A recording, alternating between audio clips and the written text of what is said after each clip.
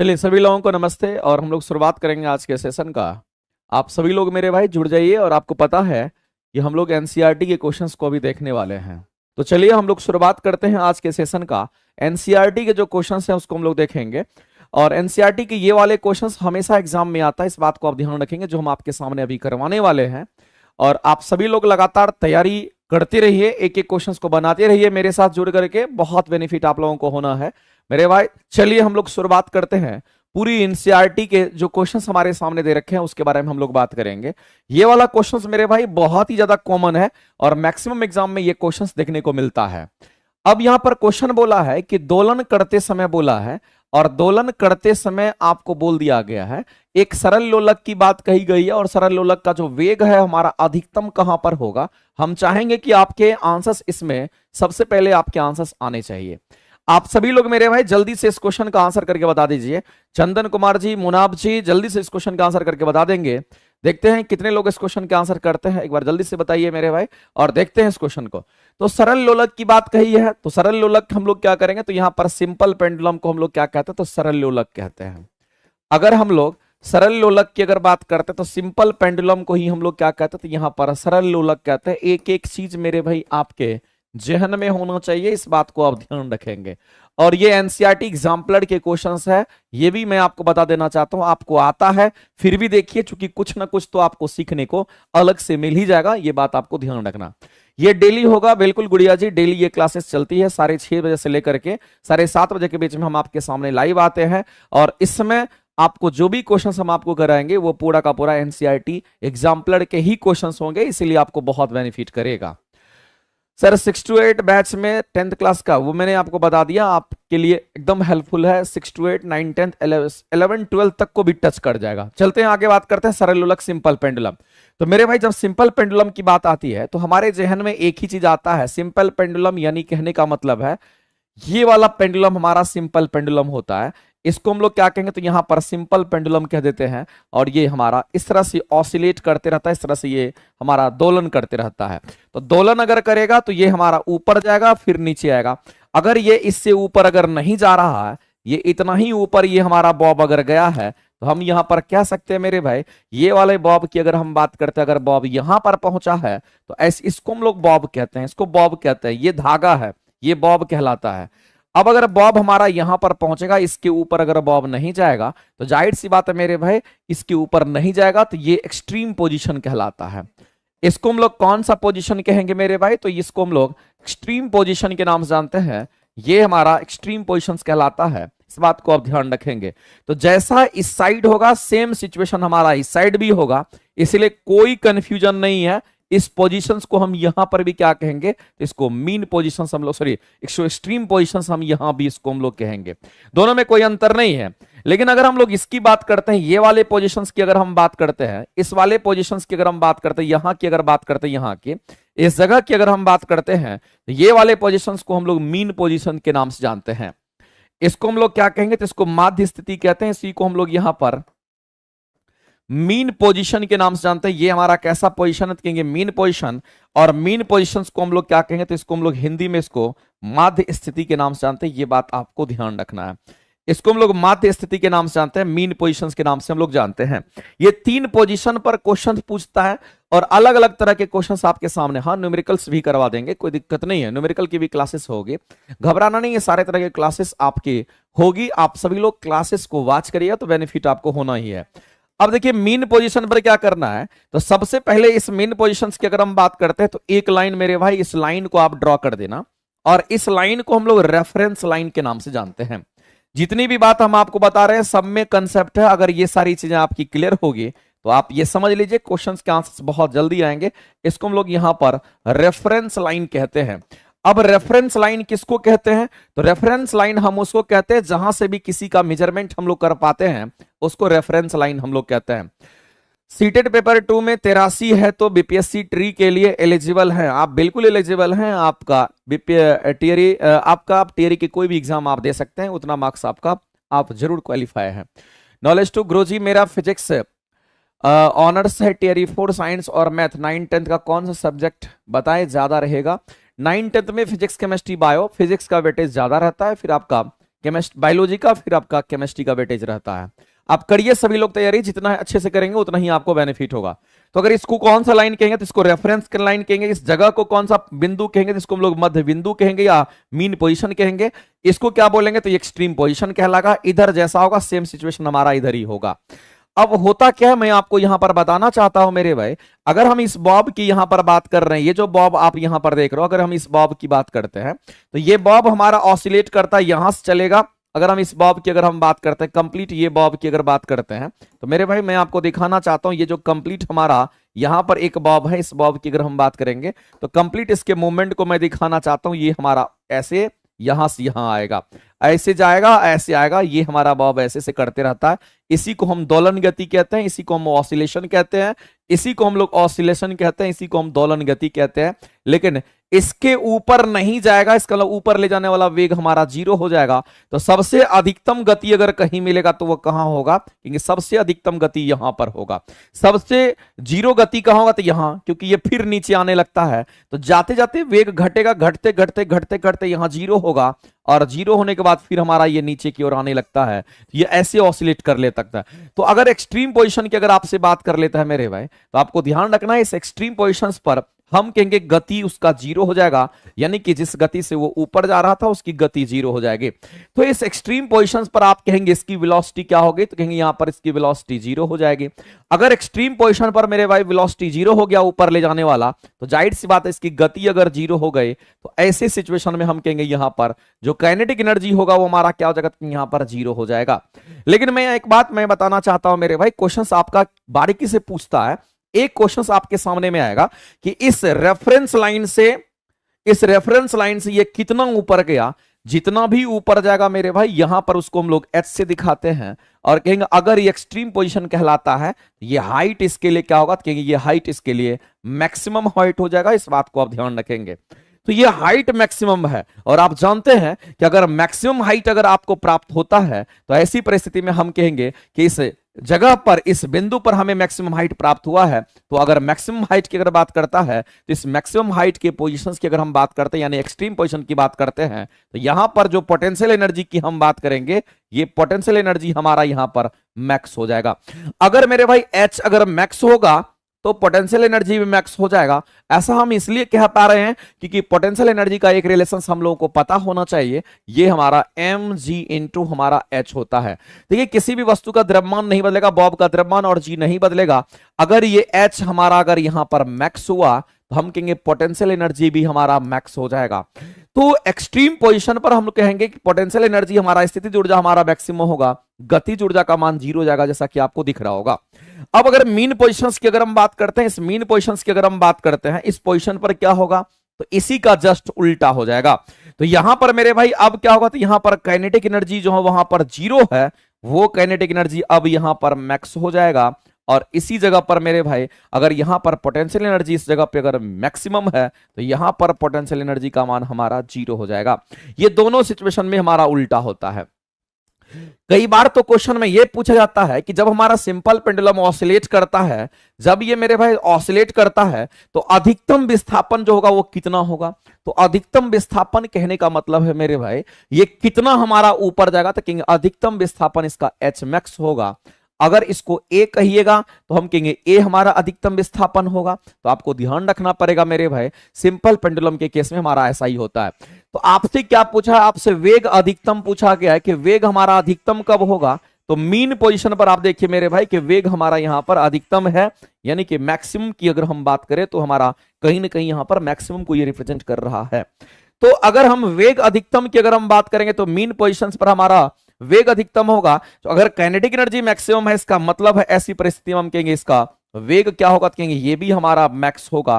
तो अगर गति मैक्सिमम है तो गति ऊर्जा भी मैक्सिमम होगा। जब ये मैक्सिमम तो इसका मान 0। यहां पर देखिए इस पोजीशन पर, अगर इस पोजीशन पर देखिएगा तो ये अगर 0 है तो ये 0 हो गया। इसका मतलब जो कुछ भी इस पोजीशन पर है वो आपका स्थितिज ऊर्जा है जो कि मैक्स आपका होगा। तो मेरे भाई हम लोग देख पा रहे हैं इसमें एनर्जी भी कंजर्वेशन भी काम हमारा कर रहा है। और हम कहेंगे वेग अगर अधिकतम होगा तो वो कहां पर होगा, मध्य बिंदु पर होगा। मीन पोजीशन पर होगा। कितना होगा वो भी आप निकाल पाओगे। कई बार मेरे भाई पूछ लेता कि कितना होगा, वो भी आप बता पाओगे। तो एक इक्वेशंस आपने पढ़ा होगा, y बराबर हमारा क्या होता है, यहां पर a sin ओमेगा टी होता है। y बराबर हमारा क्या था, a sin ओमेगा टी होता है। और ये वाला इक्वेशन हमारा किसका है, तो हमारा सिंपल पेंडुलम जो हमारा होता है उसी का हमारा ये इक्वेशन होगा, या एसएचएम का ये इक्वेशन है। ये किसका इक्वेशन होगा मेरे भाई, तो हम कहेंगे यहां पर फॉर एसएचएम की हम बात करेंगे, सिंपल हार्मोनिक मोशंस की हम बात करेंगे। यहां पर एसएचएम की अगर हम बात करते हैं तो उसके लिए इक्वेशन हमारा ये होता है। तो ऐसी परिस्थिति में इसको एक बार डिफरेंशिएट करेंगे। हो सकता है कि आपको डिफरेंशिएशन नहीं आता होगा, लेकिन एक बार अगर टाइम के रिस्पेक्ट में इसको डिफरेंशिएशन करेंगे तो आप ध्यान रखेंगे मेरे भाई, ये हमें क्या मिल जाएगा, तो कहेंगे ए ओमेगा, यहां पर a omega cos omega T हमें निकल करके आ जाएगा, ए ओमेगा कॉस ओमेगा टी। इसको एक बार और डिफरेंशिएट अगर करोगे तो यहां पर डी स्क्वायर वाई अपॉन में डी टी स्क्वायर हो जाएगा। यहां पर आपको क्या मिल जाएगा, तो माइनस यहां पर a omega square, minus omega square, direct shortcut में लिखते हैं माइनस ओमेगा स्क्वायर, यहां पर ए साइन ओमेगा टी आपका हो जाएगा। और ए साइन ओमेगा टी को हम लोग क्या कहते हैं, तो ए साइन ओमेगा टी को हम y के बराबर कहते हैं, चलो minus Y square, minus omega square y हो जाएगा। और ये कहीं ना कहीं हमारा एक्सीलरेशन को रिप्रेजेंट करता है, तो एक्सीलरेशन ये इतना होगा, ये कहीं ना कहीं यहां पर वेलोसिटी को रिप्रेजेंट करता है, तो मेरे भाई ये पोजीशन को रिप्रेजेंट करता है। ये डिफरेंशिएशन का पार्ट है, तो ये डिफरेंशिएशन की कहानी है, इस बात को आप ध्यान रखेंगे। लेकिन अधिकतम कहां पे होगा, न्यूनतम कहां पे होगा, और वेलोसिटी मैक्सिमम अगर होगा तो कितना होगा, तो मैक्सिमम वेलोसिटी हमारा इसी रूप में यहां पर मिलेगा। और हम कहेंगे मैक्सिमम एक्सीलरेशन की अगर बात करेंगे तो हमारा इतना पाया जाता है। तो जहां पर वेलोसिटी मैक्सिमम, जहां पर वेलोसिटी जीरो होगा यहां एक्सीलरेशन मैक्सिमम होगा, जहां पर वेलोसिटी जीरो होगा, जहां पर वेलोसिटी मैक्सिमम होगा वहां एक्सीलरेशन का मान जीरो होगा। तो यहां पर ये अगर मैक्सिमम है तो यहां पर एक्सीलरेशन का मान जीरो होगा, इस बात को आप ध्यान रखेंगे। और यहां पर अगर इस पोजीशन पर अगर वेलोसिटी जीरो है तो एक्सीलरेशन का मान मैक्सिमम होता है, ये भी बात आपको ध्यान रखना है। आगे चलते हैं मेरे भाई, अगला क्वेश्चन हम लोग देखते हैं कि सरल लोलक के बारे में आपसे पूछा गया। सरल लोलक पर जितने भी क्वेश्चंस आपके बनते हैं आज इस वीडियो में वो सारे क्वेश्चंस आपके कवर हो जाएंगे, क्योंकि सरल लोलक पर क्वेश्चंस हमेशा आता है। कह रहा सरल लोलक की गतिज ऊर्जा जो है वह न्यूनतम कहां पर मिलेगी, तो मेरे भाई गतिज ऊर्जा न्यूनतम कहां पे होगी, तो आप देख लीजिए गतिज ऊर्जा यहां पर अधिकतम है, और जैसे से हम ऊपर की तरफ ऐसे की तरफ जाएंगे तो गति घटते घटते घटते घटते यहां जीरो हो जाएगा, यहां गतिज ऊर्जा जीरो, यानी कि यहां पर न्यूनतम मिलेगा। उससे पहले अगर देखेंगे तो यहां पर ज्यादा ही होगा, यहां मैक्सिमम, और मैक्सिमम से ये मिनिमम होते होते होते तो जीरो हो जाता है। तो मिनिमम कह दीजिए या जीरो कह दीजिए, एक्सट्रीम पोजीशन पर होगा, यानी कहने का मतलब है कि गतिज ऊर्जा अगर न्यूनतम कहीं पर होगा तो हम कहेंगे मेरे भाई महत्तम विस्थापन बिंदु पर होगा। अगर महत्तम विस्थापन बिंदु की बात कर रहा है तो हम लोग विस्थापन यहां से देखते हैं, और यहां से विस्थापन अगर देखेंगे तो ये यहां पर इस लाइन पे था, और यहां से यहां अधिकतम जगह पे पहुंच गया, एच मैक्स को हम कहेंगे अधिकतम विस्थापन। अधिकतम विस्थापन जब पहुंचेगा, ये पोजीशन अधिकतम विस्थापन का है, एक्सट्रीम पोजीशन को हम लोग अधिकतम विस्थापन का जगह कहेंगे। और अधिकतम विस्थापन पर याद रखना मेरे भाई, आपको यहां पर ध्यान रखना है कि जो गतिज ऊर्जा का मान न्यूनतम यानी कि जीरो के बराबर हो जाता है। आगे चलते हैं, अगला क्वेश्चन मेरे भाई, ये वाला क्वेश्चन भी आपको ग्राफिकली पूछता है। हमने आपको बोला कि सरल लोलक के जितने भी क्वेश्चंस आपके एग्जाम में बनते हैं, ये सरल लोलक के जो भी क्वेश्चंस आपके एग्जाम में बनेंगे आज मेरे भाई उनके बारे में हम लोग चर्चा कर लेंगे, क्योंकि क्वेश्चंस आपके एग्जाम में आएगा और आपको करके आना पड़ेगा। तो ऐसी परिस्थिति में अगर सरल लोलक की अगर हम बात करते हैं तो एक क्वेश्चन हमारा ग्राफिकली भी पूछता है कि सरल लोलक के बारे में हम बात कर रहे हैं सर, और सरल लोलक के आवर्तकाल के बारे में तो बता दीजिए कि आवर्तकाल क्या होगा, एवं लोलक की जो लंबाई है उसकी बात कर रहे हैं, और उसके बीच में लोलक की लंबाई को एल से दिखाते हैं, उसके बीच में हमारा ग्राफ कैसा होगा, क्या वो स्ट्रेट लाइन ग्राफ बनेगा, क्या वो पॉइंटेड ग्राफ बनेगा, क्या वो सर्कल बन जाएगा, क्या वो पैराबोला का आकार बनेगा, ये आपको बताना है। तो मेरे भाई सबसे पहले तो आवर्तकाल आपको समझ में आना चाहिए। अगर हम यहां पर बात करते हैं सिंपल पेंडुलम की अगर बात करते हैं, इसमें आवर्तकाल को अगर ढूंढना होगा तो कैसे ढूंढोगे, तुम आसानी से ढूंढ सकते हो मेरे भाई, बशर्ते कि यहां पर ध्यान रखना पड़ेगा। अगर हमें आवर्तकाल जानना है तो किस आवर्तकाल कंप्लीट करने के लिए, एक आवर्तकाल कंप्लीट करने के लिए ये वस्तु की अगर हम बात कर रहे हैं, ये वस्तु की, ये वस्तु यहां से चलना शुरू करेगा, यहां पर पहुंचेगा तो आधा आवर्तकाल हुआ है, फिर यहां से चल करके अगर ये अपने ओरिजिनल पोजीशन पर पहुंच जाता है तब कहेंगे मेरे भाई कि एक आवर्तकाल कंप्लीट हुआ है। यानी कि जहां से चलना शुरू किया वापस अगर वहीं पर आकर आ गया घूम फिर करके, इसका मतलब है कि तब हमारा आवर्तकाल कंप्लीट होता है और उसी आवर्तकाल पर मेरे भाई फ्रीक्वेंसी भी डिफाइंड होता है। तो अगर हम बात करते हैं यहां पर हम लोगों को आवर्तकाल टी और लंबाई एल के बीच में ग्राफ चाहिए। इस ग्राफिकल क्वेश्चंस को सॉल्व करने के लिए आपको एक चीज जानना पड़ेगा। तो मेरे भाई अगर हम लोग यहां पर इसको ग्राफिकली अगर देखना चाहते हैं तो एक काम हम लोगों को करना पड़ेगा कि यहां पर y इक्वल टू mx का एक ग्राफ होता है जो कि हमारा स्ट्रेट लाइन का ग्राफ होता है। नहीं पता है तो अपने जहन में डाल लीजिए कि जितनी भी सीधी रेखाएं आप खींचते हैं सभी सीधी रेखा का जो ग्राफ होता है y बराबर mx की हम बात करेंगे, y बराबर mx प्लस c का मान 0, इसका मतलब ग्राफ हमारा ओरिजिन से पास करेगा। तो ऐसी परिस्थिति में अगर हम ग्राफ को अगर देखते हैं तो ग्राफ हमारा कुछ ऐसा होता है जिसके बारे में हम आपके सामने चर्चा करेंगे। ये अगर हमारा y है, ये हमारा x है, इसके बीच में अगर कोई ग्राफ होगा तो हम कहेंगे ओरिजिन से पास करेगा, क्योंकि इसके बाद कोई टर्म हमारा है नहीं तो कहेंगे ओरिजिन से पास करेगा और वह सीधा होगा और ये सीधा ग्राफ हमारा लाइन है, इसीलिए हम कहेंगे ये हमारा कैसा ग्राफ होगा, तो कहेंगे हमारा ये सीधी रेखा में ग्राफ होगा। ये कैसा ग्राफ है तो कहेंगे इसको हम लोग यहां पर सीधी रेखा में ग्राफ कहेंगे और ये हमारा कहीं ना कहीं यहां पर स्ट्रेट लाइन का हमारा ग्राफ है, इस बात को आप ध्यान रखेंगे। अगर स्ट्रेट लाइन में ग्राफ है उसका इक्वेशंस कितना होगा तो कहेंगे इतना ही होगा, ये बात आपको ध्यान रखना है। मेरे भाई क्वेश्चंस कुछ ना कुछ आपके ऐसे ही हैं, यहां पर आपको ध्यान रखना है। अब हम क्वेश्चंस पे आते हैं और इस क्वेश्चंस को समझते हैं मेरे भाई कि अगर हम सिंपल पेंडुलम की अगर हम बात करते हैं, समझना गौर से, यदि हम यहां पर सिंपल पेंडुलम की अगर हम बात करते हैं तो हमारे सामने सिंपल पेंडुलम का एक आवर्तकाल का फॉर्मूला होता है और ये फॉर्मूला हमारा t equal to 2 pi root under में मेरे भाई यहां पर l अपॉन में g होता है। और ऐसी परिस्थिति में आपको आवर्तकाल और लंबाई के बीच में अगर आपसे पूछ रहा है ग्राफ हमारा क्या होगा, तो एक बात समझ लीजिए कि आवर्तकाल और लंबाई दे रखा है, ये दोनों वेरिएबल है, इन दोनों को छोड़ करके आवर्तकाल t और लंबाई l को छोड़ करके जो भी पैरामीटर दे रखा है वो सभी के सभी कांस्टेंट होंगे। इसका मतलब है मेरे भाई कि 2 पाई और g की अगर बात करते हैं ये कहीं ना कहीं हमारा यहां पर क्या कहेंगे कांस्टेंट टर्म है। अब ऐसी परिस्थिति में इसको हम लोग क्या लिख पाएंगे, तो हम कहेंगे यहां पर t जो होगा ये कहीं ना कहीं मेरे भाई समानुपाती अंडर रूट यहां पर l का होगा। लेकिन क्वेश्चन जो आपसे पूछा गया है मेरे भाई, हम उसकी अगर बात करते हैं तो जो क्वेश्चन आपसे पूछा गया वो कैसा पूछा गया है, क्योंकि यहां पर जो क्वेश्चन हमारा पूछा गया है वो t और l के बीच में पूछा गया ग्राफ। t और अंडर रूट l के बीच में ग्राफ नहीं पूछा है, t और L के बीच में ग्राफ पूछा गया है। तो हम लोग क्या करेंगे, इसमें ग्राफ ड्रॉ करने का कोशिश करेंगे और जब ग्राफ ड्रॉ करने के लिए जाएंगे मेरे भाई तो हमारा ग्राफ कुछ इस तरह से होगा और हम कहेंगे ऐसा हमारा कुछ हो जाएगा। अब यहां पर हम पहुंचे, ऐसा हम लोग कर दिए। एक तरफ हमारा आवर्तकाल यानी t का होगा और एक तरफ बोला है क्वेश्चन में l के बीच में ग्राफ। तो एगो आवर्तकाल t है और एक लोलक की लंबाई l है, t और l के बीच में ग्राफ पूछ रहा है कि कैसा होगा, लेकिन यहां t समानुपाती अंडर रूट l है। तो मेरे भाई जाहिर सी बात है कि इस तरह से अगर हम लोग देखेंगे तो हम लोगों को ग्राफ ड्रॉ करना आएगा, लेकिन ग्राफ ड्रॉ हम तभी कर पाएंगे जब हमको ग्राफिकली कुछ नॉलेज होगा। मैं आपको बता देना चाहता हूं मेरे भाई कि जिधर पावर कम होता है उधर ही ग्राफ शिफ्ट करता है, ये बात आपको ध्यान रखना है। जिधर पावर कम होता है उधर ही ग्राफ शिफ्ट करता है, ये बात आपको ध्यान रखना है, क्योंकि क्वेश्चंस मेरे भाई इस तरीके से आपसे पूछ जाएंगे और आपको आंसर करके यहां पर आना है। तो यहां पर अगर हम लोग देखेंगे तो इस क्वेश्चन को अगर सॉल्व करने के लिए जाएंगे तो यहां पर क्या करेंगे मेरे भाई, तो हम कहेंगे यहां पर हमारा क्या, तो कहेंगे यहां पर L है। इसको बताने से पहले एक बात और हम आपको बताना चाहेंगे मेरे भाई, और अगर उस चीज को आप जान लोगे तो आपके काम बन जाने हैं, समझिएगा गौर से। उसके बाद हम ग्राफ पे आएंगे, अपने आप ग्राफ बन जाएगा मेरे भाई। एक हमारा पैराबोलिक इक्वेशंस होता है, इस बात को आप ध्यान रखिएगा। एक हमारा कैसा इक्वेशन होगा, तो कहेंगे एक हमारा पैराबोलिक इक्वेशंस होता है।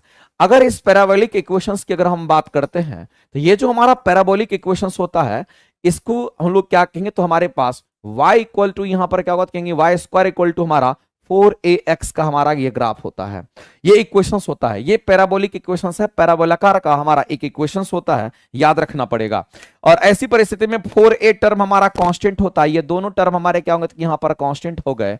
तो मेरे भाई आप यहां पर देख पा रहे होंगे कि ऐसा रिलेशन आपको कैसा मिलेगा, क्योंकि यहां पर वाई स्क्वायर समानुपाती आपको एक्स का मिल गया।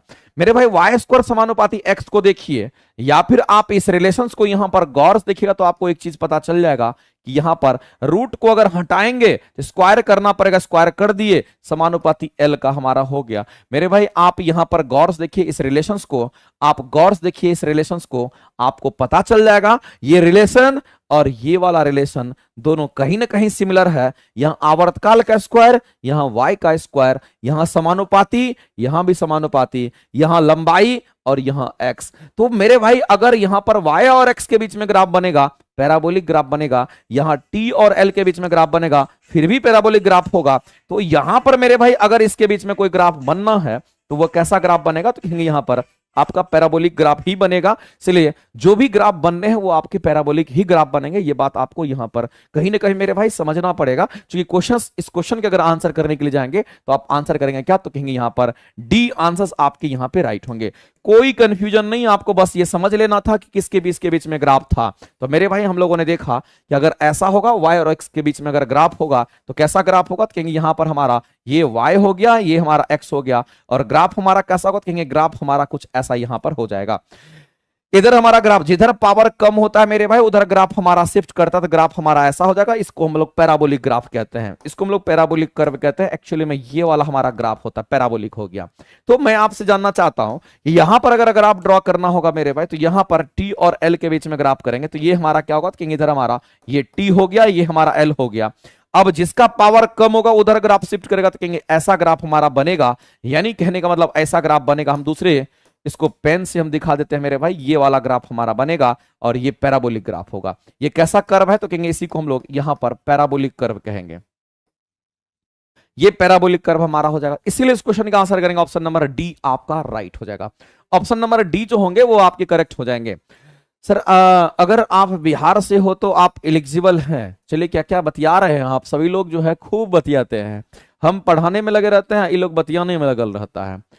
अरे अखंड ज्योति बैच जो तुम्हारा हम दिए हैं, उस अखंड ज्योति बैच में 6 to 8 का बच्चा, 9 10th का बच्चा, या 6 to 8 9th का बच्चा, या फिर 1 to 5 का बच्चा, या 11 12th का बच्चा, कोई भी साइंस अगर पढ़ना चाहेगा तो पढ़ सकता है। बेहतरीन तरीके से हम क्लास करा रहे हैं। तुमको इंटरेस्ट होना चाहिए साइंस सीखने का। इतने तरीके से उसमें इस बार अखंड ज्योति बैच में हम करा रहे हैं कि तुम सोच नहीं पाओगे, और जब करोगे तो क्लियरिटी तुम्हारे जहन में दिखेगी कि सच में ये क्लासेस हमको करना चाहिए था। जाकर के देख लेना, उसके डेमो वीडियो भी एप्लीकेशंस पर मैंने ओपन करवा रखा है। आपको देखना होगा तो आप जाकर के वॉच कर सकते हैं, क्योंकि क्लियरिटी है, क्लियरिटी रखेंगे तभी जाकर के बच्चे का सिलेक्शन होगा, तभी तो हमारा भी कुछ होगा। इसलिए हम लोग हमेशा चाहते हैं कि अच्छे तरीके से आपको कोई भी चीज बता दें ताकि आप उसको ग्रैब करें और आप रिजल्ट दें। तो जितना चीज करवा रहे हैं ये सब आपके फेवरेबल, आपके फेवरेट में ही करवा रहे हैं, इसलिए आप निश्चिंत रहिए। हिमांशु जी कह रहे हैं कि 11 12 का फिजिक्स का बैच स्पेशल, आप मेरा फिजिक्स का क्लास कर लीजिए, 11 12 सब मेरा पार हो जाएगा। अलग से कुछ करने की जरूरत ही नहीं पड़ेगी, आप कर के देखिएगा पता चल जाएगा। उसमें ढेर कंटेंट है, इतने कंटेंट है 11 12 तक की ही चीज को कवर कर रहे हैं उसमें, इसलिए करने से कोई बुराई नहीं होगा। आप 6 to 8 9 10th का जो साइंस का बैच है उसमें फिजिक्स हम पढ़ा रहे हैं, उसको आप करके अपनी तैयारी को बेहतर कर सकते हो। ठीक है, चलो तो ये क्लियर हो गया होगा। आगे बढ़ते हैं मेरे भाई, अगला क्वेश्चन हम लोग देखते हैं। अब देखो एक क्वेश्चन इसी में थोड़ा सा चेंज कर दिया है। ये लंबाई एल की बात कर रहा है, एक्चुअली में यहां पर प्रिंटिंग मिस्टेक है मेरे भाई, ये लंबाई एल की बात कर रहा है, यहां पर ये एल की बात कर रहा है। सॉरी, यहां पर किसकी, तो एल की बात कर रहा है, यहां पर क्या, तो यहां टी स्क्वायर की बात कर रहा है। तो क्वेश्चन बोला कि सरल लोलक का हमको इन दोनों के बीच में आप ग्राफ चाहिए, हमको टी और एल के बीच में ग्राफ नहीं चाहिए, हमको ग्राफ चाहिए टी स्क्वायर और एल के बीच में। अब तो मेरे भाई कहोगे कि सर टी स्क्वायर और एल के बीच में अगर ग्राफ चाहिए तो ग्राफ कैसा होगा, क्या सर ग्राफ पैराबोला होगा? जो पैराबोला मारेगा उसके गलत आंसर हो जाएंगे, क्योंकि मेरे भाई एक्सिस में आप देखिए वेरिएशन आ गया। अगर टी और एल के बीच में ग्राफ था, यदि टी और एल के बीच में ग्राफ था, सॉरी, यदि टी और एल के बीच में अगर ग्राफ था, यदि टी और एल के बीच में ग्राफ था, तो ऐसी परिस्थिति में आपने देखा था कि रिलेशंस हमारे पास क्या निकल कर क्या था, टी स्क्वायर हमारा यहां पर समानुपाती एल का था, तो ग्राफ हमारा पैराबोलिक था। लेकिन मेरे भाई यहां पर जो रिलेशंस है हमारा, ये टी स्क्वायर एल का रिलेशंस हमारा था, लेकिन ग्राफ टी और एल के बीच में था। यहां ग्राफ टी स्क्वायर और एल के बीच में ड्रॉ करना है, तो मैं आपको फिर से बताना चाहता हूं, ये रिलेशंस हमारे पास है, ये रिलेशन हमारे पास है, और आप यहां देखिए ग्राफ को गौर से, तो ये एक्सिस हम चेंज कर रहे हैं। अब यहां जो एक्सिस है आपका, ये टी नहीं है, टी स्क्वायर है, और ये आपका एल है। तो ऐसी परिस्थिति में मेरे भाई अगर ग्राफ बनेगा तो ये कैसा ग्राफ बनेगा, तो कहेंगे ये वाला टर्म को एक ही समझिए, और ये एक है, तो दोनों समानुपाती का ग्राफ होगा, और समानुपाती वाले रिलेशन का ग्राफ हमेशा स्ट्रेट लाइन होता है। ये बात आपको ध्यान रखना, जितना एल बढ़ेगा उतना टी स्क्वायर बढ़ेगा, क्योंकि टी स्क्वायर को एक माने हैं, जितना ये बढ़ेगा उतना ही ये बढ़ेगा। इन दोनों के बीच में अगर ऐसा बोलेगा तो स्ट्रेट लाइन होगा, अगर ऐसा रिलेशन है, ऐसा रिलेशन दोनों का सेम ही होगा, रिलेशन दोनों का सेम ही होगा। एक्सिस अलग अलग हो गया, यहां टी और एल है, यहां टी स्क्वायर और एल है। अगर टी स्क्वायर और एल के बीच में बोलेगा तो स्ट्रेट लाइन ग्राफ होगा, अगर टी और एल के बीच में ग्राफ बोलेगा तो यहां पर पैराबोलिक ग्राफ होगा। तो मेरे भाई यहां जो ग्राफ हुआ ये स्ट्रेट लाइन ग्राफ हुआ, ये सीधी रेखा में ग्राफ होगा, ये लीनियर ग्राफ होगा, ये आपका स्ट्रेट लाइन ग्राफ होगा। इस बात को आप ध्यान रखेंगे। तो यहां पर स्ट्रेट लाइन ग्राफ हो गया, लेकिन यहां जो ग्राफ हमारा होगा वो कैसा होगा, तो कहेंगे यहां जो ग्राफ हमें मिला, इस ग्राफ की अगर हम बात करते हैं तो ये वाला ग्राफ हम आपको बता चुके हैं, ये हमारा पैराबोलिक ग्राफ होगा। ये कैसा ग्राफ होगा मेरे भाई, तो ये पैराबोलिक कर्व हमारा बनेगा। तो क्वेश्चंस में वेरिएशंस होता है, एक्सिस को देखिए, ग्राफ के एक्सिस को देखिए, टी और एल के बीच में ग्राफ है, यहां अगर आप टी स्क्वायर और एल के बीच में ग्राफ है, तो क्वेश्चन में टी स्क्वायर एल के बीच में ग्राफ पूछा है, तो टी स्क्वायर एल के बीच वाला ग्राफ का आंसर करेंगे, ये वाला आंसर नहीं करेंगे। तब आंसर करेंगे मेरे भाई यहां स्ट्रेट लाइन हमारा करेक्ट आंसर हो जाएगा। यहां पर आंसर करेक्ट हो जाएंगे आपके। सर 6 to 8 में साइंस से हूं, और तो 6 to 8 में क्या क्या पढ़ना पड़ेगा, सिलेबस क्या क्या है बता दीजिए सर प्लीज। राजू जी आप जाइए अखंड ज्योति बैच में, आप जाइए और वहां पर आपको 6 to 8 साइंस वाले जो बच्चे होंगे आप जाइएगा, हर एक चीज की क्लियरिटी वहां पर हम रख रहे हैं। आपको सिलेबस एक एक चीज क्लियर रहेगा, फिजिक्स का हो, बायोलॉजी का हो, केमिस्ट्री का हो, नंबर ऑफ क्वेश्चन कहां से कितने पूछे जाएंगे वो सारा एनालिसिस करके हम यूट्यूब पर भी डाल देंगे। तो क्लासेस में आपको सारा चीज, उसका पीडीएफ भी वहां पर मिलेगा। इस क्लासेस का पीडीएफ आपको टेलीग्राम चैनल पर मिलेगा, प्लेटफॉर्म बाय नवीन Kumar Singh YouTube channel Telegram channel पर मिलेगा, और जो क्लासेस का पीडीएफ है वो आपको एप्लीकेशन पर डाल दिया गया है। आज से अखंड ज्योति बैच की क्लासेस स्टार्ट हुई है। आप जब सभी लोग मेरे भाई अगर जुड़े हैं तो ठीक है, नहीं तो साइंस के बेहतर तैयारी करिए, आप निश्चिंत आंख बंद करके उस बैच से जुड़िएगा। 6 to 8 9 10th या 6 to 8 9 10th कॉम्बो का हमारा बैच चल रहा है, आज से ही ओपनिंग हुआ है। आप सभी लोग मेरे भाई देख लेंगे, पता चल जाएगा बेहतर तरीके से। हम इस बार साइंस की थ्योरी करा रहे हैं। बहुत बच्चे इस कंफ्यूजन में रहते हैं कि सर थ्योरी होगा कि क्वेश्चन ही होगा। मेरे भाई थ्योरी के साथ साथ क्वेश्चंस भी होगा, थ्योरी होगा फिर क्वेश्चंस भी होगा, इसलिए आप उसको करिए, बहुत फायदा करेगा। हाँ 9 10th का टाइमिंग क्या है, 9 10th की जो क्लासेस चलती है, ऑफलाइन क्लासेस भी चलती है, ऑनलाइन भी चलती है, और 2-2 घंटे क्लासेस चलती है। 1 से 3 में ऑनलाइन कंप्लीट क्लासेस चलेगा, और 3 से 5 में ऑफलाइन की क्लासेस चलती है। जिनको मेरे भाई लगता है जिस टाइम में सुटेबल है आप क्लास करिए, जब तक नहीं करिएगा तब तक कैसे सिलेक्शन होगा।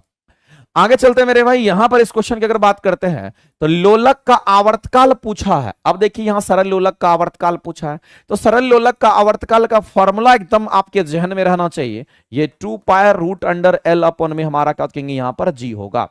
अब कह रहा है कि ये बताइए कि सरल लोलक का जो आवर्तकाल है वो पृथ्वी के केंद्र पर क्या होगा। तो मेरे भाई पृथ्वी के केंद्र पर आप कहिए स्मॉल जी, जिसको हम लोग कहते हैं गुरुत्वीय त्वरण कहते हैं, उसका मान तो 0 होता है। पृथ्वी के केंद्र पर स्मॉल जी का मान 0, गुरुत्वीय त्वरण का मान 0। हमारे पास जो फॉर्मूला है मेरे भाई, अगर इस फॉर्मूला को अगर हम लोग देख रहे हैं, हमें आवर्तकाल बताना है, तो हम कहेंगे सर 2π तो हमारा वही है, √L अपॉन में अगर जी करेंगे तो जी का मान तो सर 0 लेना पड़ेगा, क्योंकि केंद्र पर पूछ रहा है। तो ये मान अगर 0 है, किसी भी चीज में 0 से डिवाइड करते हैं मेरे भाई, तो ऐसी परिस्थिति में हम कहते हैं कि वो हमारा अनंत मान देता है, तो ये इनफाइनाइट हो जाएगा। आपको ध्यान रखना कि किसी भी चीज में अगर आप 0 से डिवाइड करोगे तो इसकी वैल्यू हमेशा अनंत होगी। ये रिलेशंस आपको ध्यान रखना पड़ेगा।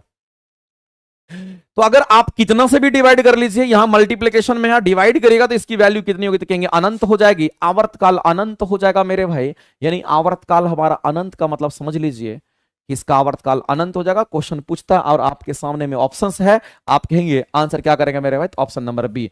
ये एनसीईआरटी एग्जाम्पलर के क्वेश्चंस हैं, ये फर्जी इधर उधर का क्वेश्चन नहीं है, ये वो क्वेश्चन है मेरे भाई जो आपके एग्जाम में आता है। और सिंपल पेंडुलम से बनने वाले जो भी क्वेश्चन है हम आपको वो करा रहे हैं। सर यूट्यूब पर 6 to 8 के लिए फ्री में साइंस और मैथ की क्लासेस नहीं दीजिएगा क्या। मेरे भाई फ्री में तो बहुत कुछ देते हैं हम लोग, यूट्यूब पर बहुत सारे क्लासेस कराते हैं, यूट्यूब के माध्यम से बहुत सारी चीजें हो जाती है, लेकिन कुछ चीजें हैं जो कि इंस्टीट्यूट के लिए भी चलती है, जो एप्लीकेशन पर भी चलता है।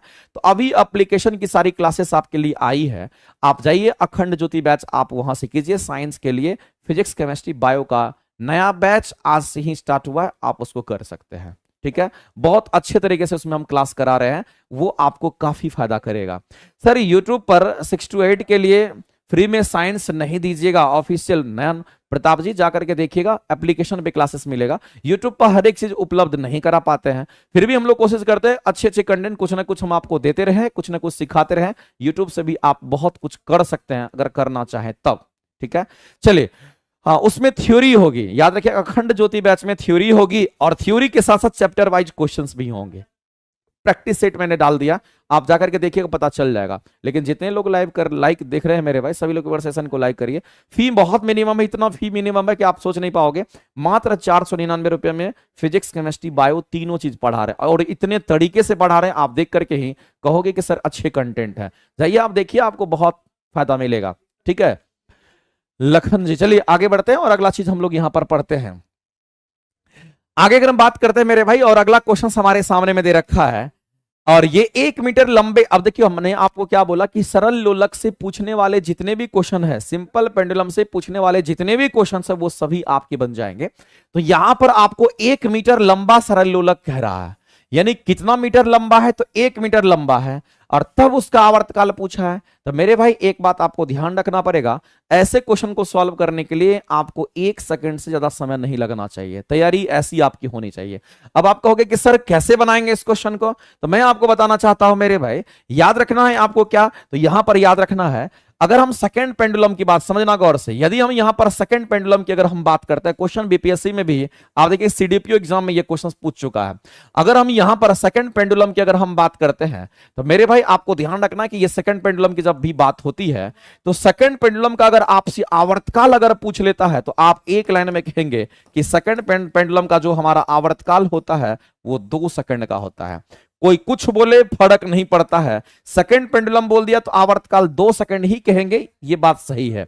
और आवर्तकाल के लिए मैंने आपको दिखाया भी था कि जब भी आवर्तकाल हम कैलकुलेट करते हैं, तो आवर्तकाल के लिए मेरे भाई क्या मैंने बताया था, हमने बोला था कि ये अगर हमारा वस्तु तो ये यहां से यहां जाएगा, और अगर यहां से चला सॉरी, अगर ये वस्तु हमारा यहां से यहां गया, और इस तरीके से अगर मैं आपको यहां पर बता देना चाहता हूं मेरे भाई, मान लेते हैं कि ये हमारा क्या, तो यहां पर वस्तु है, और अगर यहां से यहां चलना शुरू किया, वापस इसी जगह पर ये पहुंच गया, तब हमारा आवर्तकाल कंप्लीट होता है।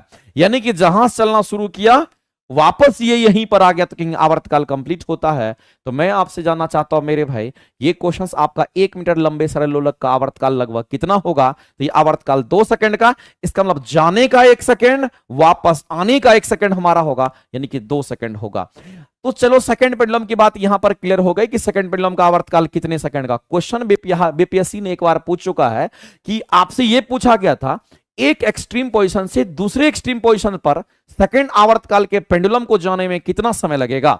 तो मेरे भाई एक एक्सट्रीम पोजीशन से दूसरे एक्सट्रीम पोजीशन पर, यानी समझने की कोशिश कीजिए, क्वेश्चन बहुत लॉजिकल था और बहुत लोग गलती कर दिए थे। क्वेश्चन में लिख दिया था सेकंड पेंडुलम की बात कह दी गई। हम आते हैं क्वेश्चंस पर, क्वेश्चंस भी आपका क्लियर कर देंगे, लेकिन यहां भी आपको तैयार रहना पड़ेगा। सेकंड पेंडुलम में बोला था, सेकंड पेंडुलम में बोला था मेरे भाई कि एक एक्सट्रीम पोजीशन से ध्यान रखना है कि एक एक्सट्रीम पोजीशन से दूसरे एक्सट्रीम पोजीशन पर जाने में, दूसरे एक्सट्रीम पोजीशन पर जाने में कितना समय लगेगा, कितना समय लगेगा, ये आप कहेंगे कितना समय लगेगा, ये क्वेश्चन मार्क था। ये क्वेश्चन आपके बीपीएससी में पूछा गया, तो मैं यहां पर लिख भी देता हूं मेरे भाई, ये बीपीएससी के एग्जाम में आया हुआ क्वेश्चन है। ये बीपीएससी एग्जाम ऐसे क्वेश्चंस को पूछ चुकी है। तो मैं आपको कहना चाहता हूं मेरे भाई कि सेकंड पेंडुलम हमारा एक एक्सट्रीम पोजीशन से दूसरे एक्सट्रीम पोजीशन में कितना समय लगेगा। अब देखो कितना बच्चा गलती क्या करा, उनको लगा कि सेकंड पेंडुलम है सर, तो सेकंड पेंडुलम के लिए आंसर तो 2 सेकंड कर देंगे, और बहुत बच्चे 2 सेकंड मार के आ गए। गलती यही हो गया मेरे भाई। मैंने क्या बोला कि सेकंड पेंडुलम की अगर हम बात करते हैं, सेकंड पेंडुलम में क्या होगा, अगर ये मान लेते हैं हमारा क्या है, तो कहेंगे यहां पर बॉब है। ये बॉब अगर हम आवर्तकाल को अगर देखना चाहेंगे, इस बॉब के आवर्तकाल के लिए अगर ये यहां से चला, यहां पहुंचा, फिर वापस अगर यहां आया, तो 2 सेकंड लगेगा। लेकिन एक ये एक्सट्रीम पोजीशन है, एक वाला, और एक एक्सट्रीम पोजीशन से दूसरे एक्सट्रीम पोजीशन पर पहुंचने में अब कितना समय लगेगा, तो कहेंगे 1 सेकंड लगेगा। तो जाने में 1 सेकंड, वापस आने में 1 सेकंड। मेरे भाई यहीं पर बहुत बच्चे फंस गए थे और वह गलती आंसर किए थे। तो इस क्वेश्चन का अगर हम लोग करेंगे तो इस क्वेश्चन का आंसर हमारा क्या होगा, याद रखना मेरे भाई, 1 सेकंड होगा, ना कि 2 सेकंड होगा। तो सिर्फ यहां 1 सेकंड आंसर करेंगे, ना कि 2 सेकंड करेंगे। सेकंड पेंडुलम दिखेगा, आप 2 सेकंड मार दोगे, एकदम गलत हो जाएगा, फिर लगेगा अरे यार मैंने क्या कर दिया। तो क्वेश्चंस को बारीकी से पढ़ना है, क्या कहता है।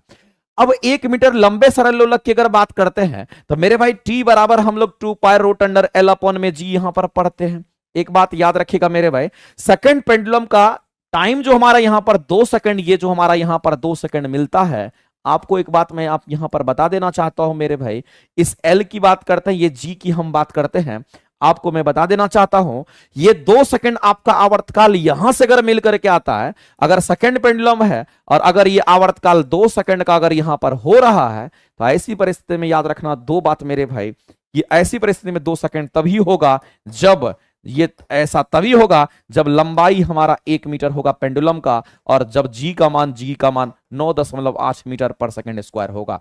अगर मेरे भाई इस फॉर्मूला में लंबाई 1 मीटर रखोगे और जी का मान तुम इतना अगर रखोगे तो इसकी वैल्यू हमेशा 2 सेकंड ही आएगा, और वही सेकंड पेंडुलम हमारा डिफाइंड होता है 2 सेकंड पर। तो क्वेश्चन आपका क्लियरली बोला है कि 1 मीटर लंबा, यानी कि लंबाई 1 मीटर कह दिया है, और आवर्तकाल कितने देर का होगा। अगर ये शॉर्टकट नहीं पता है, तुम गुना भागा करते रहोगे, तुम्हारा समय निकल जाएगा और तुम कर नहीं पाओगे सही से।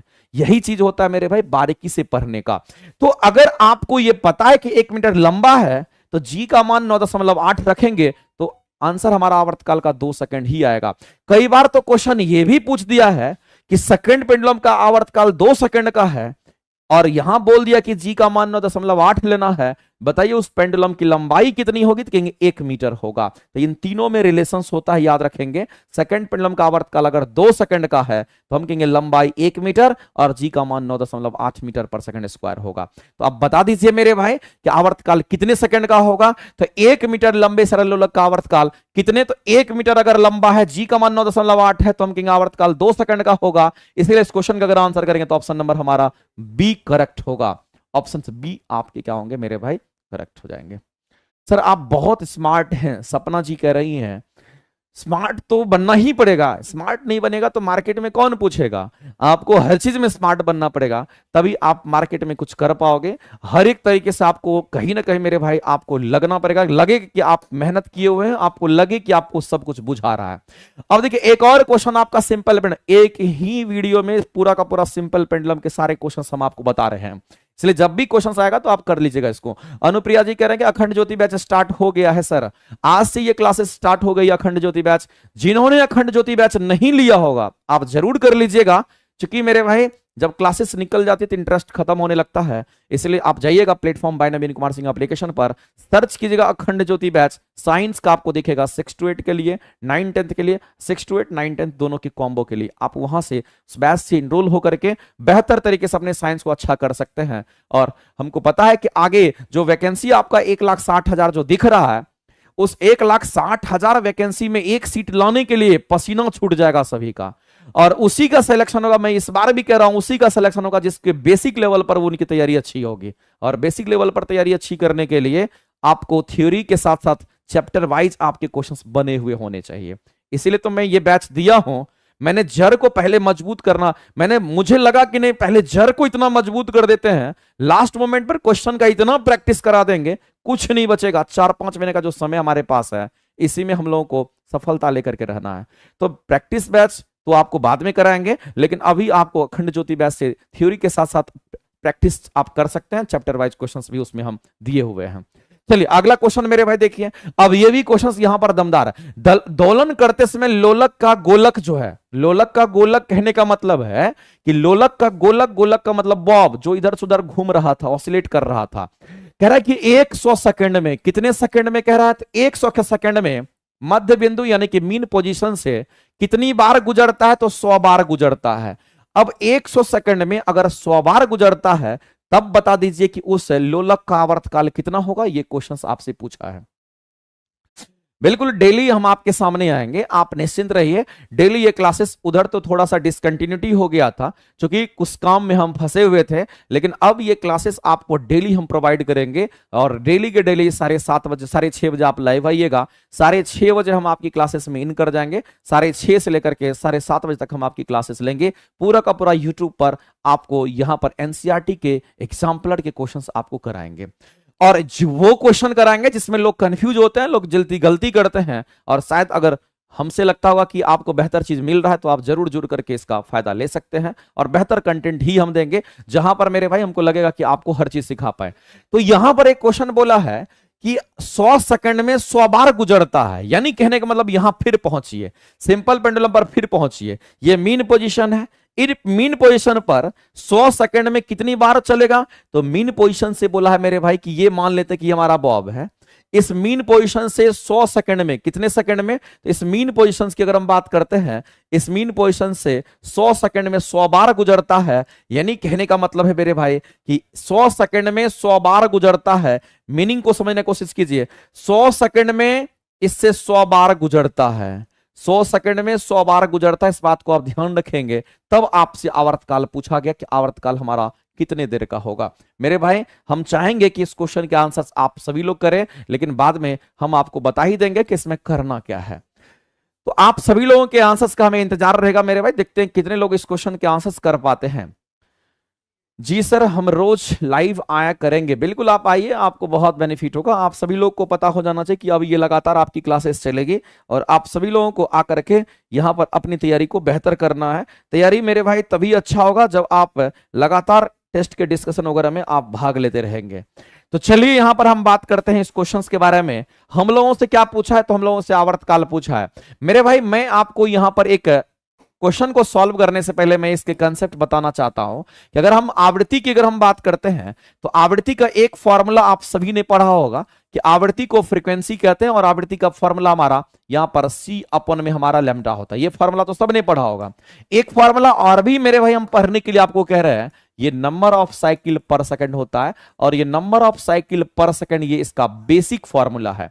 ये पर सेकंड इसका बेसिक फॉर्मूला होता है।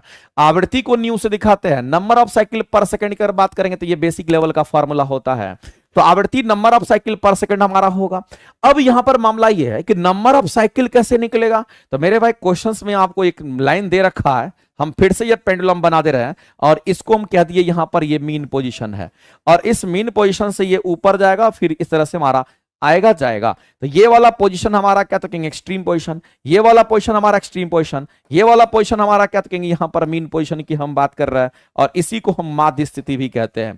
तो क्वेश्चन में आपसे यह बोला गया है कि इस मीन पोजीशन से 100 सेकंड में 100 बार गुजरता है। तो मेरे भाई हम आपसे जानना चाहते हैं, यहां से यहां गया, वापस यहां आया तो एक साइकिल कंप्लीट होता है। कोई भी चीज जहां से चलना शुरू करता है, यहां से चलना शुरू किया, अगर मान लेते हैं यहां से चलना शुरू किया और यहां से चलना शुरू किया, फिर यहां पर अगर पहुंच गया तो एक साइकिल होता है। यहां से चलना शुरू किया, समझना गौर से, यहां से चलना शुरू किया फिर वापस यहां पर पहुंचेगा तभी उसका एक साइकिल कंप्लीट होता है। साइकिल कंप्लीट करने यहां से चलना शुरू किया, यहीं पर अगर पहुंचेगा तब ना साइकिल बनेगा। यानी कि यहां से चलना शुरू किया, यहीं पर पहुंच गया, तो जहां था वहीं पहुंचेगा तब साइकिल बनता है।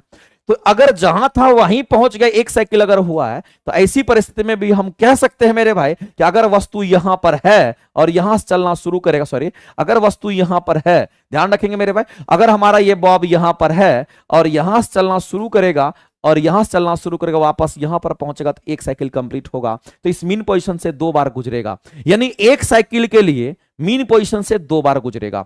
यानी आप कह सकते हो मेरे भाई कि एक साइकिल के लिए मीन पोजीशन से कितनी बार गुजरेगा? तो कहेंगे यहां पर 2 बार गुजरेगा। एक साइकिल के लिए 2 बार गुजरेगा, तो 2 बार अगर गुजरा मेरे भाई तो आप यहां पर कह सकते हो कि साइकिल निकालना है ना सर, तो यहां पर हम कह सकते हैं कि 100 बार गुजरता है। तो आप बता दीजिए मेरे भाई, अगर 2 बार में एक साइकिल कंप्लीट कर रहा है तो 100 बार में कितना साइकिल कंप्लीट करेगा? तो हम इसको 100 बनाने के लिए जाएंगे तो हम कहेंगे यहां पर 50 से गुना कर देते हैं, तो यहां भी 50 से गुना करना पड़ेगा। तो 50, आप देखिए 50 गुना 2 यानी कि 100 बार हो गया, क्योंकि एक साइकिल में 2 बार गुजर रहा था इस मीन पोजीशन से, तो हम कहेंगे यहां पर इसको 100 अगर बनाना होगा तो 100 बार बार में हम कहेंगे कितना साइकिल हो गया, तो कहेंगे 50 साइकिल हो गया। अब क्या दिक्कत है, अब तो आंसर्स आ ही जाएंगे। तो नंबर ऑफ साइकिल कितना होगा, तो कहेंगे 50 हो गया। टाइम कितना लिया मेरे भाई, तो हम कहेंगे टाइम तो हमारा 100 सेकंड ही लिया है, तो आप यहां पर 100 से डिवाइड करोगे, ये जीरो आपका चला जाएगा, और इसको सॉल्व करोगे तो ये 0 पॉइंट आपका कितना, तो कहेंगे यहां पर 2 सेकंड शायद आ जाएगा।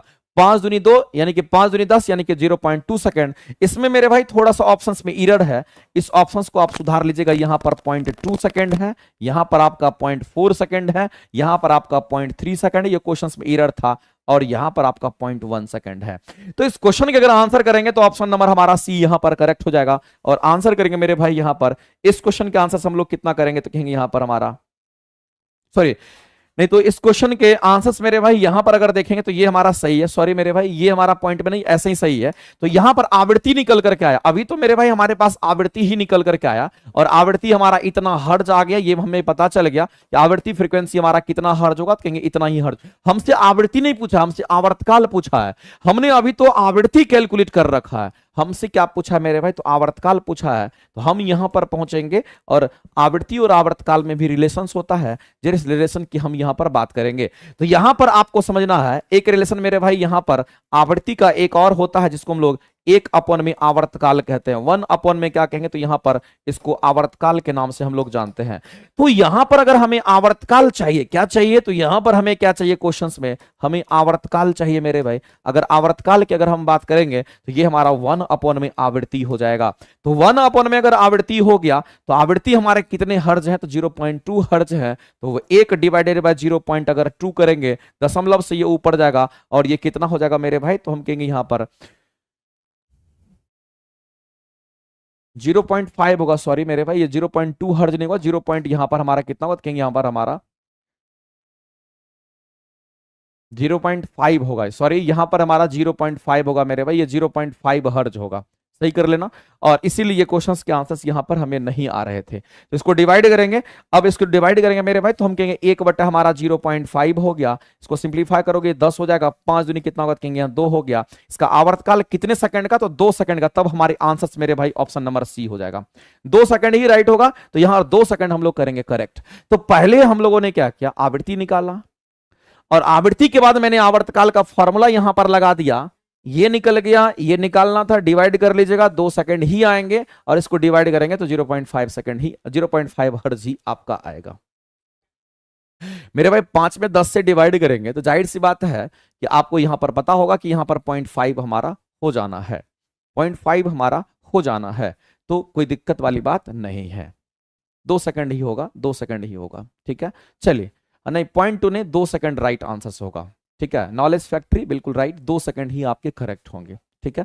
आपसे आवर्तकाल पूछा, आपसे आवृत्ति नहीं पूछा था, आपसे आवर्तकाल पूछा था, ई निकालने के लिए उसका यूज किए, और हम लोगों ने यहां पर आंसर कर दिया।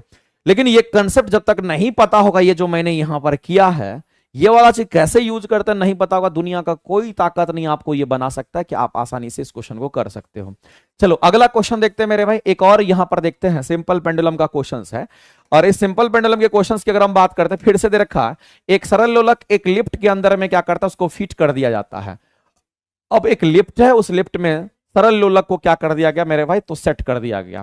कहता है कि आवर्तकाल हमारा अधिकतम होगा कब, जब लिफ्ट हमारा विराम की अवस्था में होगा, या ऊपर या नीचे अचर चाल से चलेगा, या नीचे की ओर त्वरण की साथ गति से करेगा, या ऊपर की ओर त्वरण गति के साथ हमारा चलेगा। तो मेरे भाई जब हम लोग नीचे और ऊपर की बात करते हैं, तो ऐसी परिस्थिति में जो आवर्तकाल हमारा होगा तो वो कितना होगा, हम लिख देते हैं यहां पर 2 पाई, कंडीशंस यहां पर दोनों में लिख देंगे, तो 2 पाई रूट अंडर एल, और नीचे की ओर अगर त्वरित गति से अगर चलेगा तो हम कहेंगे यहां पर हमारा जी माइनस ए हो जाएगा। अगर ऊपर की तरफ गति करेगा तो टी बराबर हमारा कितना होगा, कहेंगे यहां पर 2 pi root under L upon में जी प्लस हमारा ए हो जाएगा। ये फॉर्मूला आपको ध्यान रखना है, सरल लोलक के केस में कभी भी क्वेश्चन आपके सामने में आता है तो आप आसानी से कर सकते हो। यदि मेरे भाई नीचे की तरफ जाएगा तो माइनस लगाएंगे, अगर ऊपर की तरफ जाएगा तो प्लस ए कर देंगे। तो ए क्या है, तो त्वरण की हम बात करेंगे। ये दोनों कंडीशंस पर मैंने आपको रख रखा है। अब कह रहा है कि आवर्तकाल अधिकतम कब होगा मेरे भाई, तो अधिकतम की अगर हम बात करेंगे तो ऐसी परिस्थिति में हम कहेंगे अगर हमारा लिफ्ट किधर की ओर जाएगा, तो अगर हम नीचे की तरफ, हमारा लिफ्ट अगर त्वरित गति से अगर नीचे की तरफ जाएगा तो जाहिर सी बात है नीचे की ओर जाएगा, तो हम यहां पर कह सकते हैं कि फॉर्मूला हमारा ये वाला काम करेगा। और ऐसी परिस्थिति में हम कहेंगे कि अगर नीचे की तरफ त्वरित गति से जाएगा तो ये वाला मान हमारा घटेगा, अगर ये मान घटेगा तो आवर्तकाल बढ़ जाएगा, तब इस क्वेश्चन का आंसर करेंगे ऑप्शन नंबर सी, यहां पर राइट हो जाएगा। अगर ऊपर की तरफ त्वरण से जाएगा तो जाहिर सी बात है इसमें कुछ चीज जुट रहा था, इसकी वैल्यू मेरे भाई ऊपर जाने के दौरान बढ़ेगी, जब बढ़ेगी तो आवर्तकाल यहां पर घट जाएगा। तो आपसे पूछा कि अधिकतम आवर्तकाल कहां पे होगा, तो कहेंगे हमारा जब लिफ्ट हमारा नीचे त्वरित गति से जाएगा तब हमें मिलेगा। अब आप कहेगा सर विराम की अवस्था में क्या होगा, तो विराम की अवस्था में आवर्तकाल में कोई अंतर नहीं होगा, ना बढ़ेगा ना घटेगा मेरे भाई, इसीलिए हम कहेंगे ये आंसर हमारे नहीं होंगे। ऊपर या नीचे मेरे भाई अचर चाल से अगर चलेगा तो अचर चाल या विराम की अवस्था, इन दोनों सिचुएशन में मेरे भाई आवर्तकाल क्या होगा, तो कहेंगे यहां पर आवर्तकाल की बात करेंगे उसमें कोई परिवर्तन नहीं आएगा, इसलिए ये दोनों ऑप्शंस आपके पहले ही एलिमिनेट हो गए हैं। तो ये चीज आपको ध्यान रखना है। क्वेश्चंस मेरे भाई ये नोट जरूर कर लेना कि अगर हमारा लिफ्ट नीचे की तरफ जाता है, लिफ्ट के अंदर क्या है, तो कहेंगे यहां पर सिंपल पेंडुलम लगा हुआ है, तो लिफ्ट अगर हमारा नीचे की तरफ अगर जाएगा तो हम कहेंगे उसका आवर्तकाल इतना होगा, अगर ऊपर की तरफ जाएगा त्वरित गति से तब कहेंगे आवर्तकाल हमारा इतना होगा। यहां माइनस, यहां पर माइनस लगाएंगे, यहां पर प्लस लगाएंगे। तो ये दो चीज आपको ध्यान रखना है। और अगर एक समान वेग से अगर जाएगा या अचर चाल से चले, अचर चाल का मतलब है एक समान वेग, और अगर विराम की अवस्था में है तो ऐसी परिस्थिति में हम कहेंगे टी बराबर हमारा 2π√L/g ही रहेगा, उसमें कोई परिवर्तन नहीं होगा। इस बात को आप ध्यान रखेंगे, ठीक है। तो इस क्वेश्चन के आंसर आपके यहां पर आ गए सी। अगला मेरे भाई आप बता दीजिए कि अगला क्वेश्चन अयांत्रिक तरंग के बारे में आपसे पूछा है। अगर अयांत्रिक तरंग अगर गमन करती है तो वो कहां करती है, तो सबसे पहले तो आपको ये पता होना चाहिए कि हमारा ये जो अयांत्रिक तरंग है, अगर हम इस अयांत्रिक तरंग की अगर हम बात करते हैं तो ये कैसी तरंग होती है। तो आपको ध्यान रखना मेरे भाई, यांत्रिक तरंग अनुदैर्ध्य तरंग होती है और अयांत्रिक तरंग हमारा अनुप्रस्थ तरंग होती है, इस बात को ध्यान रखेंगे। ये कैसी तरंग है, तो कहेंगे यहां पर ये हमारा अनुप्रस्थ तरंग यहां पर होता है, ये लाइन आपको ध्यान रखना है। तो अगर अयांत्रिक तरंग अगर बोलेगा तो अनुप्रस्थ तरंग, और अनुप्रस्थ तरंग हमारा विद्युत चुंबकीय तरंग होता है, विद्युत चुंबकीय तरंग हम इसको कहते हैं। और जो विद्युत चुंबकीय तरंग होते हैं मेरे भाई, अगर इस विद्युत चुंबकीय तरंग की अगर हम बात करते हैं, ये सभी के सभी हमारे प्रकाश तरंग होते हैं। ये सभी के सभी हमारे कहते कि हाँ ये हमारे सभी क्या होंगे, तो कहेंगे सभी हमारा प्रकाश तरंग होता है। ये सभी हमारा क्या होगा, कहीं यहां पर प्रकाश तरंग होता है। अब यहां पर जो विद्युत चुंबकीय तरंग है अनुप्रस्थ तरंग है, और जो सभी प्रकाश की तरंग है ये आवेशहीन होता है। और ऐसी परिस्थिति में आपको पता होगा कि जो हमारे प्रकाश तरंग होते हैं मेरे भाई, इसको गमन करने के लिए किसी माध्यम की जरूरत नहीं होती है, ये कहीं भी चलेगा। हवा हो, पानी हो, आग हो, कहीं हो, ठोस हो, कुछ भी हो, फर्क नहीं पड़ेगा, ये कहीं भी गमन कर लेगा। तो ऐसी परिस्थिति में हम कहेंगे अयांत्रिक तरंग कहीं भी चलेगा, क्योंकि ये विद्युत चुंबकीय तरंग है, अनुप्रस्थ तरंग है, ये कहीं भी हमारा चलता है, ये कहीं भी चलेगा, ये किसी माध्यम में चलेगा, ये हमारा सभी माध्यम में हमारा गमन करता है, सभी चीजों में ये गमन करता है। माध्यम रहे या ना रहे कोई फर्क नहीं पड़ता है, इसको माध्यम से कोई मतलब नहीं है। यह तरंग जो होता है मेरे भाई, ये सभी तरंगे हमारे किस पर, तो कहेंगे ये सभी तरंग की अगर हम बात करते हैं तो ये माध्यम पर निर्भर नहीं करता है, ये माध्यम पर निर्भर नहीं करता है, माध्यम पर निर्भर नहीं करता, ये लाइन आपको ध्यान रखना। तो ये माध्यम पर निर्भर नहीं करता है, तो नहीं करता है, तो मेरे भाई बताइए सिर्फ निर्वात में चलेगा, सिर्फ माध्यम में चलेगा, निर्वात और माध्यम दोनों में चलेगा, दोनों में चलेगा मेरे भाई, इसको माध्यम से कोई मतलब नहीं है, कहीं भी चलेगा। आंसर करेंगे ऑप्शन नंबर ए आपका करेक्ट हो जाएगा। लेकिन यहीं पर अयांत्रिक नहीं दे करके अगर आपसे यांत्रिक तरंग की अगर बात कर लेता, इसको मैकेनिकल वेव हम कहते हैं, अगर आपसे यांत्रिक तरंग की अगर बात कर लेता तो याद रखना मेरे भाई, जो मैकेनिकल वेग हमारा यांत्रिक तरंग होता है, ये हमारी कैसी तरंग है, तो याद रखना ये अनुदैर्ध्य तरंग होती है। ये कैसी तरंग है, तो इसको हम लोग यहां पर अनुदैर्ध्य तरंग कहते हैं। और जो अनुदैर्ध्य तरंग हमारा होता है, याद रखना मेरे भाई, ये हमारा ध्वनि तरंग में आता है। ये कैसी तरंग है, तो कहेंगे ये हमारा ध्वनि तरंग होगा। और ध्वनि तरंग याद रखना ये हमारा निर्वात में ट्रेवल नहीं करती है, निर्वात में नहीं जाएगी आगे, तो निर्वात में ट्रेवल नहीं करेगी। लेकिन मेरे भाई अगर हम ठोस की बात करते हैं, अगर हम द्रव की बात करते हैं, अगर हम यहां पर गैस की बात करते हैं, तो इन सभी जगह पर ये हमारा क्या होता है, यहां पर ट्रेवल करती है, तो ये निर्वात में ट्रेवल नहीं करेंगे। तो यांत्रिक तरंग, अनुदैर्ध्य तरंग, यांत्रिक तरंग हमारा ध्वनि तरंग होता है। इसको चलने के लिए ठोस द्रव गैस चाहिए, माध्यम चाहिए, लेकिन इसको चलने के लिए किसी माध्यम की जरूरत नहीं होती है, ध्यान रखना है। तो क्वेश्चन मेरे भाई उल्टा भी पूछता है, सीधा भी पूछता है, तो उल्टा सीधा सभी तरफ से आपको पता होना चाहिए, और वैसी परिस्थिति में आपके आंसर एकदम सही आएंगे। 76 नंबर टियर 3 अदर स्टेट वाले पप्पू सैनी जी कह रहे हैं 76 नंबर पे तो मामला गड़बड़ है, इसीलिए आपको तैयारी करना चाहिए बेसिक लेवल पर। आप फिर से एक बार और जान जी लगाइए, क्योंकि मेरे भाई आपको पता है कि क्वेश्चंस किस तरीके से बच्चे लोग किए हैं। तो आप सभी लोग एक बार फिर से लगाइए और कोशिश कीजिए कि इस बार सिलेक्शन लेना है। 1,60,000 वैकेंसी है। पिछला क्या रहा, एग्जाम हो गया, अगले की तैयारी करना शुरू कर दीजिए। होना होगा तो हो जाएगा, नहीं होगा फिर भी अच्छा है कि आप तैयारी लगातार कर रहे हैं। इसलिए अपनी तैयारी को आप स्टार्ट कर दीजिए, जो जहां है अपनी तैयारी को फिर से शुरुआत कर दीजिए, क्योंकि इसी बार आपको नौकरी लेना, चूंकि 1,60,000 सीट आपके सामने है। ठीक है, चलिए बहुत बहुत धन्यवाद। मिलते हैं हम लोग फिर अगले डिस्कशन में। आज हम यहीं तक रखेंगे और यहां पर इस क्वेश्चन के आंसर हम लोगों ने एक और क्वेश्चन हम करा देते हैं। एक और क्वेश्चन मेरे भाई करा देते हैं, 10 क्वेश्चन तक आपका यहां पर इसका कंप्लीट हो जाएगा। यानी कि आज आप देखे होंगे कि आज आपको हम सरल लोलक के कितने क्वेश्चन करा दिए इसमें, तो 10 क्वेश्चन हम आपको इस स्लाइड का यहां पे करा चुके हैं। तो किसी माध्यम में अनुप्रस्थ तरंग की अगर बात होती है, अनुप्रस्थ तरंग हमारा विद्युत चुंबकीय तरंग होता, मैंने आपको बता दिया है, और विद्युत चुंबकीय तरंग तो हमारा है ही है, साथ ही साथ ये कैसे गमन करती है, तो आपको ध्यान रखना मेरे भाई, ये अगर गमन करती है, ये कैसे गमन करेगी, तो हम कहेंगे अनुप्रस्थ तरंग गमन करने की अगर बात करेगा तो हम कहेंगे ऐसे हमारा गमन करेगी। ये हमारा तरंग हो जाएगा, इसमें कण का जो कंपन होगा वो हमारा ऊपर नीचे होता है। तो कण का जो कंपन होगा इस तरंग पर कितने डिग्री पर होगा, तो कहेंगे इस तरंग पर 90 डिग्री कोण पर हमारा होता है। और इस ब्लैक वाले लाइन को हम लोग दिखा रहे हैं, ये कण का कंपन को दिखाता है। ये किसके, तो कहेंगे ये कण के कंपन को, और कण का कंपन ऊपर, ये तरंग इधर, दोनों के बीच में 90 डिग्री कोण बनता है।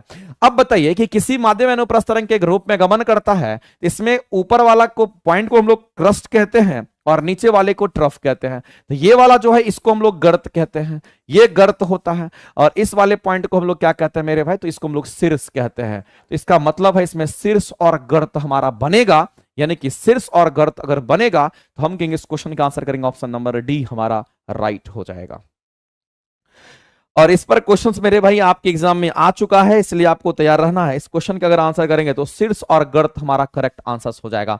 तो चलिए आज हम लोग यहीं तक रखते हैं, इसको हम सेव कर देते हैं और आप लोगों को भिजवा भी देंगे, क्योंकि एक एक क्वेश्चंस मेरे भाई आप सभी के लिए आपने देखा होगा, आज ने आपने सीखा होगा, और हम चाहेंगे कि हर एक क्वेश्चंस को इतना प्यार से कीजिए कि एग्जाम में सामने दिखे तो गलती करने की संभावना एकदम 0% हो। तब जाकर के आपकी तैयारी बेहतर मानी जाएगी जब आप अच्छा स्कोर करेंगे। ठीक है, हम फिर से कहना चाहते हैं, जिसका भी साइंस वीक है, आज से एक मेरी क्लासेस आज से ओपनिंग हुई है। आज से कंप्लीट ऑनलाइन मोड में हमने एक क्लासेस दिया है अखंड ज्योति बैच का। उस अखंड ज्योति बैच से जुड़ करके साइंस के किसी भी एग्जाम में अगर साइंस पूछता है, फिजिक्स केमिस्ट्री बायो, वो जरूर कर लीजिए, क्योंकि बेसिक लेवल पर वो क्लासेस हम आपको दे रहे हैं। और उसमें खास बात तो ये है कि जिस चैप्टर को हम पढ़ाएंगे उस चैप्टर से रिलेटेड हम 100 क्वेश्चंस आपको कराएंगे। इससे क्या होगा, आपकी थ्योरी अच्छी हो जाएगी और आपके क्वेश्चंस भी चैप्टर वाइज हो जाएंगे आपके पास। उसके बाद मिसलेनियस क्वेश्चन हम लेकर के आएंगे, वो भी हम आपको करा देंगे। हमको लगता है कि कुछ और बचेगा ही नहीं। तो आप सभी लोग मेरे भाई बेहतर तैयारी करके के लिए आप जुड़ सकते हैं। प्लेटफॉर्म बाय नवीन कुमार सिंह एप्लीकेशन पर जाइएगा, अखंड ज्योति बैच आप देखिएगा, 6 to 8 9 10th के लिए अलग और 6 to 8 9 10th के लिए अलग है। ठीक है, तो जो लोग टीचर वगैरह की तैयारी करते हैं वहां से जाकर के आप कर सकते हैं। बाद बाकी आप किसी भी एग्जाम की तैयारी करते हैं तो आपको करना चाहिए, रेलवे की किसी भी एग्जाम की तैयारी करते हैं तो आपको करना चाहिए। सभी जगह पर आपको साइंस काम आएगा और साइंस के क्वेश्चंस आपको पूछे ही जाएंगे। ठीक है, थैंक यू वेरी मच। मिलते हैं हम लोग फिर अगले डिस्कशन में। बहुत बहुत धन्यवाद।